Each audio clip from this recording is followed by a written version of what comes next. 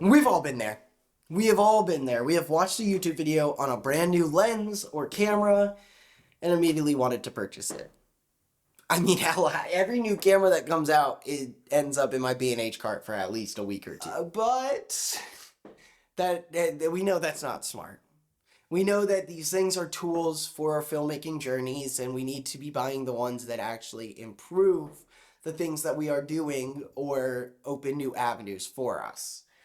And although this is a review, I want to talk to you about why I ended up buying 2 new lenses this week and how they actually help my workflow. And I guess we could review them while we're here.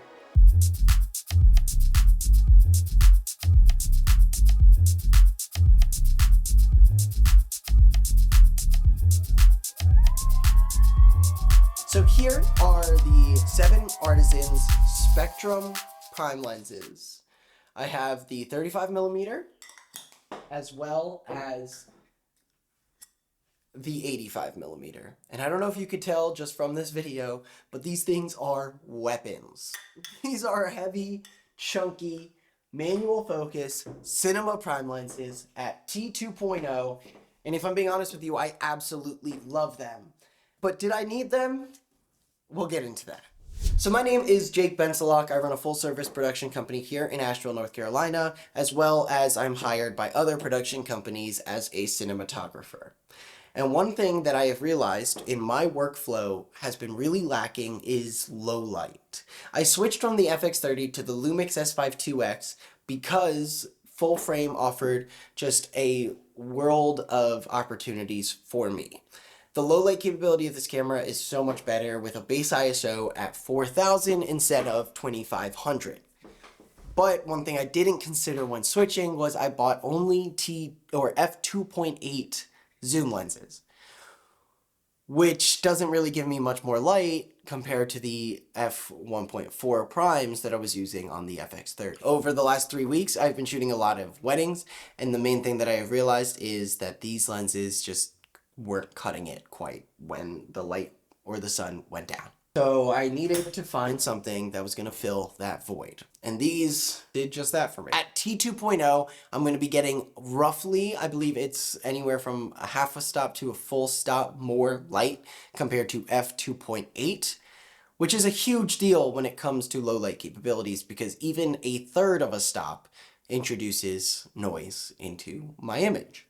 I'm going to show you some examples from a wedding I did previously where the light was going down. I had the T2.8 or the f2.8 lenses on with ISO 4000, and you'll notice there's a whole lot of noise, especially in those darker areas.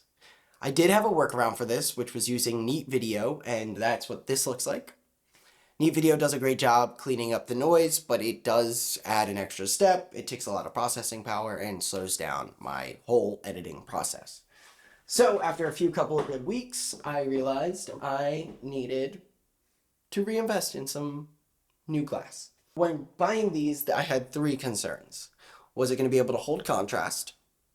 Was there chromatic aberration, like people said? And are they going to be soft wide open? Because if that's the case, there's no point in buying a low light lens if you can't use it at that T2.0 wide open. So let's start with chromatic aberration. As you can see in these shots, I'm going to zoom in from 100%, which is this, to 200% and then into 300%. And we're going to look at the highlight areas, the parts around where the separation from the background and the foreground starts. And you'll notice there isn't much chromatic aberration at all. These lenses have been out for a little while, so there's no telling if 7Artisans did this, but there's a chance that they updated it, because I have seen video reviews on these lenses where the chromatic aberration was quite bad. Now going straight into contrast, we'll do a scene where I'm completely backlit and see if this thing can hold contrast. And so far, I think it does. The one thing about cinema lenses is they're built for video and not for photo. So I do think that they are meant to hold contrast just a little bit better than photo lenses are. There's just naturally a 3D effect that these lenses give, and I absolutely love it. The last and final thing, wide open, I mean, maybe in the corners we're looking softer, but if I'm being completely honest with you, I think that these lenses are perfect wide open. How's the frame look? This is perfectly focused, totally wide open. I don't think I see any softness in the corners, especially like if I go over here, we're still, right? Okay, so in line, keep it in line. Move up, should still be totally in focus. Yeah, I think these lenses look great. Part of my purchasing decision on why I bought these lenses before some of the more expensive ones that I have way better reviews is I learned that budget lenses are going to have some problems and some quirks. I like to think of it more as character than flaws. Maybe that's just my brain convincing me that I made a good decision. But I figured if I was going to buy these lenses that are inevitably going to have some little quirks, I might as well start at the cheapest ones, hope I get a good pair, and if I didn't, send them back and get a more expensive one. So far, I'm incredibly happy with these. I love all the little quirks. I think this gives my videos just a little bit extra sauce, you could say.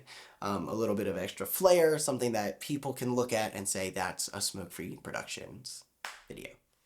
So key takeaways, don't buy things just because a YouTuber tells you to. Also, don't buy things just because your favorite company came out with something. Make a smart purchasing decision. Look at all the factors. What do you really need to improve your production? And don't be afraid to try some things. I was almost not going to buy these because I saw a lot of reviews that said the chromatic aberration was so bad. There was focus breathing and it's soft wide open. But I went through my brain and I said, do I really care about a little chromatic aberration? Do I really care if it's a little bit soft?